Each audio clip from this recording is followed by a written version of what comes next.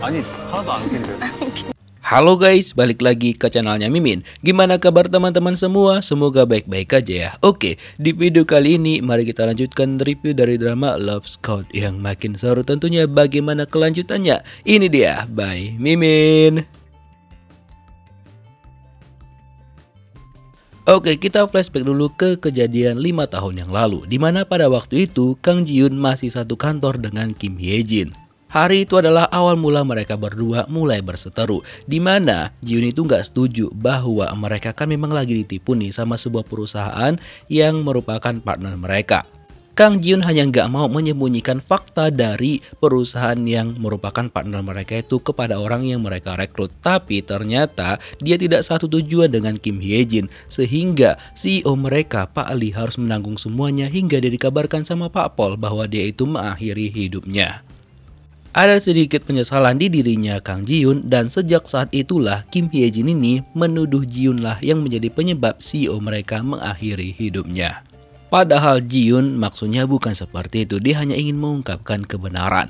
Setelah dari kantor lamanya, Ji-Yoon mengajak Eun-ho untuk pergi makan karena sekarang dia tuh lapar banget dan pengen melampiaskan amarahnya melalui makanan ini. Ternyata Ji-Yoon itu memakan tteokbokki dengan level pedas level 5 yang paling pedas banget. Dan dia ternyata bisa dan juga biasa memakan makanan level pedas tersebut. Sedangkan Eun-ho itu dia sebenarnya nggak doyan pedas, tapi karena ditawarin sama Ji-Yoon dia segan dan akhirnya dia mencoba untuk memakan makanan itu hingga dia akhirnya kepedesan. Ji-Yoon tertawa dengan tingkahnya Eun-ho dan dia bisa sejenak melupakan masalah yang dihadapin tadi. Dan setelah itu dia juga bilang sama Eun-ho mulai sekarang mereka bakal bekerja sama. Jadinya dia sudah mulai menerima keberadaannya Eun-ho. Setelah itu karena masih kepedasan, Eun-ho itu mengambil permen dan dia berikan permen itu satu sama Ji-Yoon kalau misalkan Ji-Yoon tuh lagi kepedasan. Dan ketika dia balik ke rumah sambil mengerjakan pekerjaannya, dia memakan permen itu sambil mulai terbayang-bayang wajahnya ya Eun-ho. Udah mulai ada rasa cinta nih kayaknya. Terus kan sebenarnya Jung-hoon itu tadi sempat datang ke kantor lamanya Ji-Yoon untuk ngecek keadaannya dia karena dikabarin sama Mie. Tapi pada waktu itu kan udah keduluan sama Eun-ho dan dia melihat bahwa Eun-ho itu sudah menenangkan Ji-Yoon dengan memeluknya. Dari situ sebenarnya kelihatan kalau misalkan Jung-hoon itu ada sedikit rasa suka kepada Ji-Yoon. Keesokan harinya dia menghampirin ke sekolah kakaknya yang merupakan pemilik dari TK itu. Nggak sengajalah dia bertemu dengan Suyeon. 아버님. Suyeon kira awalnya Jung-hoon itu adalah bapak-bapak yang lagi mau jemput anaknya di sana. Terus dia panggillah Jung-hoon dengan sebutan bapak. Jung-hoon bilang bahwa dia itu masih muda, bahkan belum ada keriput di wajahnya. Umurnya juga masih muda banget. Sehingga dia nggak terima kalau misalkan dia dipanggil dengan sebutan bapak-bapak. Dan betapa terkejutnya Suyeon ketika dia tahu bahwa Jung-hoon itu adalah adik dari pemilik TK tersebut. Dimana ternyata perempuan itu adalah bukan kakak kandungnya, melainkan adalah kakak iparnya. Dimana ternyata abangnya itu mungkin sudah lama pergi ataupun meninggoy, tapi dia tetap rutin mengunjungi kakak iparnya. Dan dia bakal berhenti ke sana setelah dia menemukan pasangan. Kemudian Suyeon kepo kepada anaknya dan juga anaknya Eun-ho dan dia nanya siapa sih sebenarnya orang itu. Mereka bilang ya dia memang sering datang ke TK mereka setiap siang hari dan mengunjungin kakak iparnya. Dan menurut mereka dia itu orang yang baik, tapi tidak dengan Suyeon. Ketika Suyeon mencoba senyum kepada Jung-hoon tapi dia malah memberikan ekspresi yang kurang ramah. 저 진짜 형님 봐요. 고백하겠습니다. Sementara itu di kantornya Ji-Yoon, Eun-ho memberikan pizza kepada rekan-rekannya karena kan mereka itu udah cukup pusing banget dengan kerjaan yang diberikan sama Ji-Yoon. Lalu mereka sambil berbincang-bincang sambil makan pizza. Sebenarnya kan mereka lagi gosipin Ji-Yoon tuh. Nah, ketahuanlah sama Ji-Yoon. Ya mau nggak mau mereka akhirnya berhenti ngegosip dan melanjutkan pekerjaan mereka. Lalu Mie bilang bahwa dia juga melihat perkembangan yang sangat pesat dari Eun-ho. Dia nggak cuma ngurus Ji-Yoon, tapi dia juga mengurus anggota-anggota tim yang lainnya. Kemudian ini adalah seorang koki yang cukup terkenal dan dia dulunya sempat warawiri di tebar televisian. Tapi akhir-akhir ini Koki Han itu jarang banget tampil di TV. Dan dia mengajukan kepada Ji-Yoon untuk membantunya mencarikan tempat untuk bekerja karena dia mau pindah dari pekerjaannya yang sekarang. Namun dia itu pengen merekomendasikan asistennya dia juga ikut bersamanya, yaitu orang yang sedang dibantu sama Eun-ho. Karena menurut Pak Han bahwa dia dengan asisten kokinya yang sekarang itu udah klop banget bekerja, karena kan susah banget mendapatkan orang yang klop sama kita dalam bekerja. Jadinya dia tetap pengen bekerja sama dengan si Mbak ini.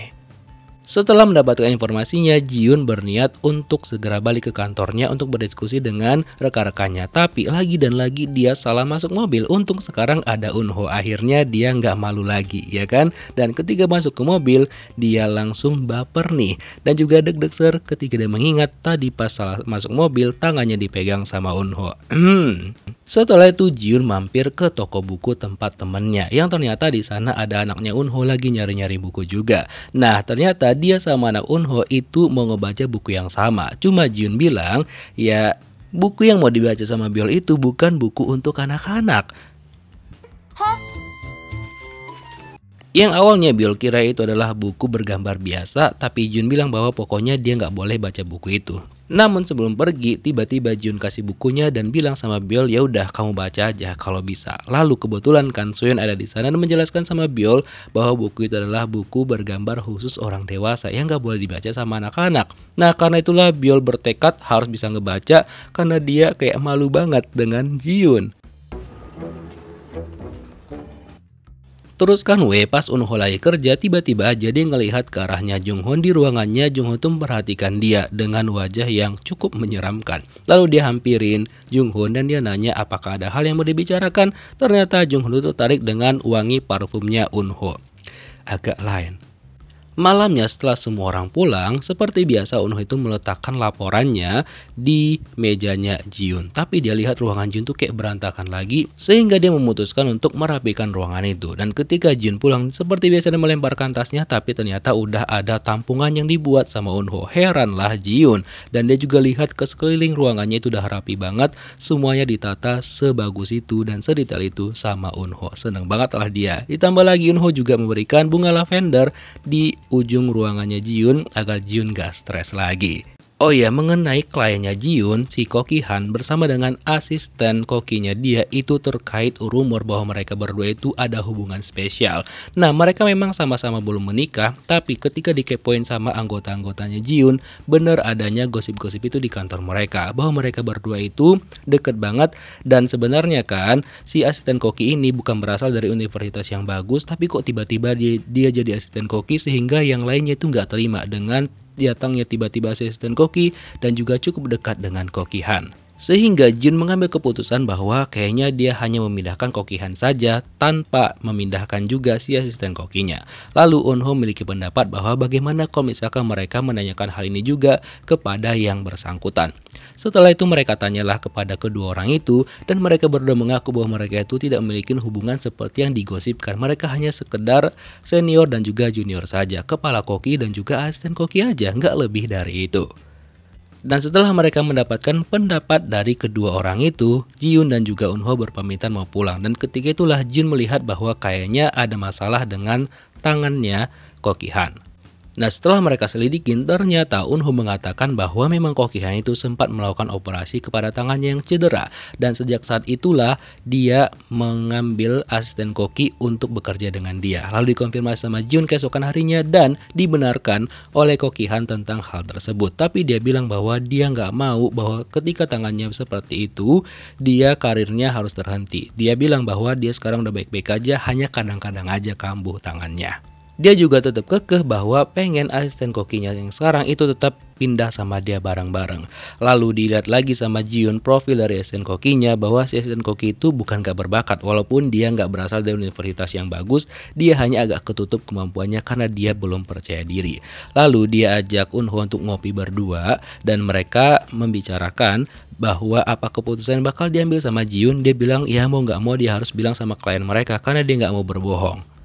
Karena prinsipnya Ji-Yoon adalah kejujuran yang paling penting untuk mengungkapkan identitas dan segala-gala hal yang berkaitan dengan orang yang mereka rekrut untuk orang yang merupakan klien mereka. Sebenarnya dia juga kepo dengan penilaian Eun-ho tentang dirinya. Eun-ho bilang ya Ji-Yoon itu adalah orang yang hebat dalam menjaga kandidatnya dan dia juga percaya dengan apa yang dia lihat bukan apa yang dia dengar. Lalu dia juga minta sama Ji-Yoon untuk merawat dirinya jangan hanya orang lain saja. Dan Eunho tahu kalau jarinya Jiun itu sampai terluka dan dia langsung berikan plester. Kayak mana nggak meleot si Jiun, ya kan? Tapi Jiun bilang bahwa dia tuh nggak sempat untuk ngejaga dirinya sendiri karena saking sibuknya dia. Setelah itu dia diantarkan pulang sama Eunho dan Jiun ketiduran di mobil. Karena Eunho nggak mau ngebangunin Jiun, jadi dia sengaja bawa mobil itu muter-muter dulu. Sampai Jiun itu benar-benar tertidur pulas dan rasanya tidurnya itu cukup sehingga kalau misalkan dia terbangun dalam kondisi tidur yang cukup, jadi dia kagak emosian. Nah setelah itu Jiun juga tahu ketika udah sampai lagi ke rumahnya bahwa Eunho itu sempat berkeliling-keliling tadi demi menjaga tidurnya Jiun. Act of service-nya keren banget sih. Keesokan harinya Jiun bertemu dengan perusahaan yang bakal dimasukin sama Kokihan dan akhirnya Jiun mengatakan bahwa mereka setuju dengan Kokihan masuk bergabung sama mereka walaupun mereka tahu kondisi Kokihan yang sekarang. Tapi hanya Kokihan saja yang masuk, melainkan untuk asisten kokinya itu nggak bisa bergabung dengan Kokihan. Lalu Kokihan memberitahukan itu kepada asistennya dia dan dia nggak terima dong. Padahal kan mereka berdua itu udah janji dan dia pun bilang bahwa kayaknya dia nggak bakal kuat tanpa ada Kokihan di sana. Karena kan anggota-anggota yang lainnya itu kayak belum bisa menerima keberadaan dia di sana. Tapi Kokihan bilang bahwa ini saatnya untuk asisten kokinya menunjukkan kemampuan yang sebenarnya dan membuktikan bahwa dia itu bisa melakukannya sendiri. Walaupun ya orang-orang di sana tetap nggak mau menganggap dia ada di sana. Nah karena nggak terima akan keputusan itu, dia pergi menemui Eunho dan juga Jiun dan menanyakan kenapa keputusan itu terjadi. 이게 맞아요? 지금 Dia bilang dia tuh nggak bisa bekerja tanpa Kokihan karena Kokihan lah orang yang bisa diandalkan. Lalu memberikan pesan sama si asisten koki bahwa semua rahasia itu nggak bisa dijaga selama mungkin. Nah lama-kelamaan juga bakal kebongkar juga. Dan dia memiliki pesan juga kepada asisten koki untuk membuktikan kemampuan dirinya sendiri. Jangan hanya bergantung sama orang lain. Karena setuju dengan pendapatnya Eunho, Jiun itu nggak komplain sama sekali. Keesokan harinya, Byul menunggu Jiun datang di tempat toko buku lagi. Dan akhirnya Jiun datang lalu dia mengatakan dan juga pamer bahwa sekarang dia tuh udah bisa ngebaca dengan usaha kerasnya selama ini. Jiun seneng banget karena usaha keras dari Byul bahwa dia itu bisa ngebaca dengan baik dan mereka ngebaca buku-buku motivasi. Dan keesokan harinya Jiun dan juga Eunho melihat Kokihan sudah bergabung di perusahaan tempat kerja barunya dan ternyata klien barunya Jiun itu adalah si asisten koki. Awalnya dikira sama Kokihan si asisten ini bakal protes sama dia, tapi ternyata tidak karena sekarang dia adalah kliennya Kang Jiun karena dia juga mau pindah pekerjaan dan mencari pekerjaan yang baru sebagai peneliti makanan. Dia berterima kasih kepada mereka, terutama Eunho yang sudah memberikan dia motivasi agar dia bisa lebih semangat lagi bekerja dan gak saling ketergantungan dengan Kokihan. Namun yang sangat membuat Eunho terkejut adalah kata-kata motivasi yang keluar dari mulutnya Jiun. Yang dia tahu Jiun ini kan orangnya kayak dingin banget, tapi ternyata bisa juga membuat kata-kata motivasi seperti itu. Jiun bilang ya itu dia baca dari sebuah buku yang dia baca dengan Byul. Dan untuk asisten Kokyu, akhirnya dia masuk ke perusahaan yang dia inginkan sesuai dengan passionnya dia. Nah setelah itu Jiun dan juga Eunho pergi kembali ke kantor mereka. Dan Eunho bilang sebentar lagi bakal hujan, namun Jiun gak percaya karena kan cerah banget. Dan bener aja dong, tebakannya Eunho gak lama setelah itu turunlah hujan. Dan Eunho mengeluarkan sebuah payung pink dari tasnya dia yang itu kan gak sesuai ya dengan wajahnya Eunho. Awalnya itu kan mau romantis-romantis, malah Jiun mengejek Eunho karena bentuk payungnya. Dan sudah terlihat jelas bahwa payung itu pasti miliknya Byul, anaknya Eunho. Setelah itu mereka pergi mencari tempat berteduh untuk sambil menikmatin makanan. Nah, kita lihat bagaimana kelanjutan kisahnya di next episode. Thank you for watching guys, see you next video, bye bye.